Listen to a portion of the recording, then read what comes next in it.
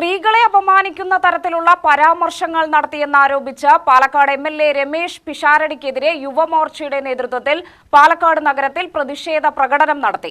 Cinema നടിയുമായുള്ള phone സംഭാഷണത്തിൽ സ്ത്രീവിരുദ്ധവും അശ്ലീല ചുവയുമുള്ള പരാമർശങ്ങൾ നടത്തിയതിനെതിരായിരുന്നു പന്തം കൊളുത്തി പ്രതിഷേധം സംഘടിപ്പിച്ചത്.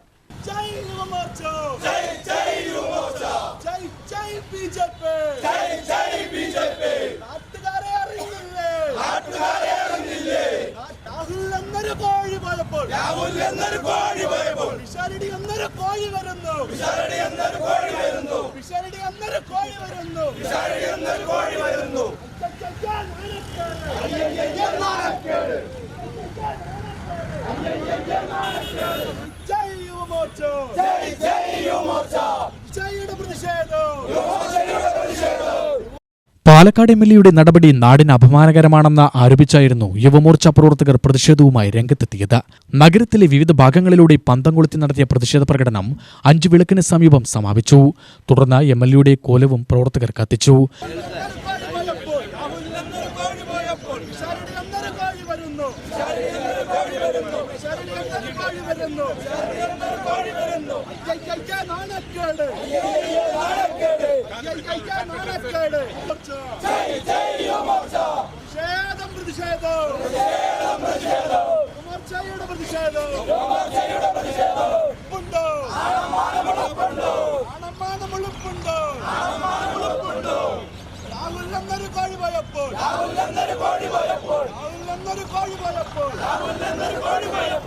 പ്രതിഷേധ പരിപാടി ബിജെപി ഈസ്റ്റ് ജില്ലാധ്യക്ഷൻ പ്രശാന്ത് ശിവൻ ഉദ്ഘാടനം ചെയ്തു. സ്ത്രീകളെ അപമാനിക്കുന്ന പരാമർശങ്ങൾ ഒരിക്കലും അംഗീകരിക്കാനാകില്ലെന്ന് അദ്ദേഹം പറഞ്ഞു.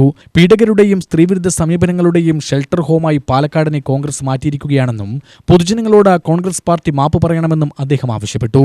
പാലക്കാട്ടുകാരെ തലയിൽ മുണ്ടിട്ട് നടക്കേണ്ട ഗതികേടിലേക്ക് പാലക്കാട്ടുകാരെ എത്തിച്ചു.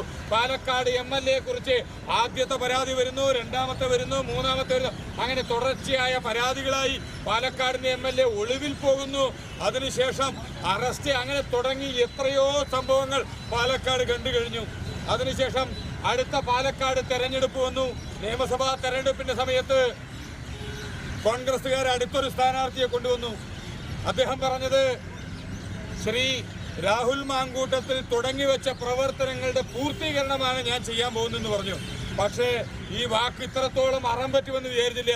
രാഹുൽ എവിടെ നിന്ന് നിർത്തിയോ അവിടെ നിന്നാണ് പാലക്കാടിന്റെ എംഎൽഎ ഇപ്പൊ തുടങ്ങിക്കൊണ്ടിരിക്കുന്നത്.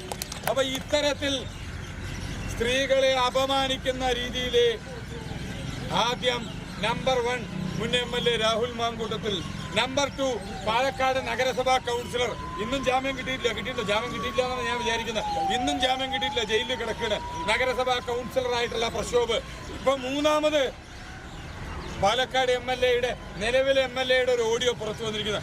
ഇതിൽ നിന്നെല്ലാം മനസ്സിലാകുന്നത് പാലക്കാട്ട് സ്ത്രീജനങ്ങളെ അപമാനിക്കുന്ന തരത്തിൽ, പാലക്കാട് മാത്രമല്ല ഈ കേരളത്തിലെ മുഴുവൻ സ്ത്രീകളെയും അപമാനിക്കുന്ന തരത്തിലേക്ക് കോൺഗ്രസ് പാർട്ടി അധപ്പതിച്ചിരിക്കുകയാണ്.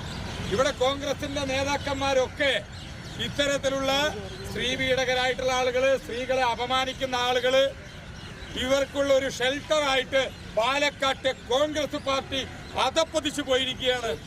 സ്ത്രീകളുടെ മാനവും സുരക്ഷയും സംരക്ഷിക്കേണ്ട ജനപ്രതിനിധികൾ തന്നെ ഇത്തരം പരാമർശങ്ങൾ നടത്തുന്നത് ജനാധിപത്യ സമൂഹത്തിന് യോജിച്ചതല്ലെന്ന് പ്രതിഷേധത്തിൽ പങ്കെടുത്ത നേതാക്കൾ അഭിപ്രായപ്പെട്ടു.